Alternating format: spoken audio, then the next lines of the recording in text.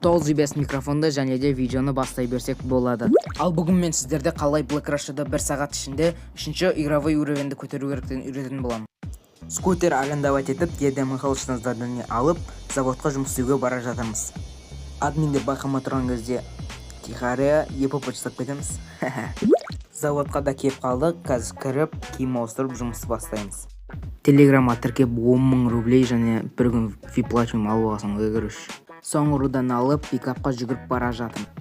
Айту бойынша, осы ақша саған алғашқы уақытқа жетеді, сол себепті киімін ауыстыра бер дейді. В общем, бізге скутер арендовать етіп, магазинге жол тарту керек болып тұр. Магазинге кеп қалдық және де ішіне кіріп заданияларды жасаймыз.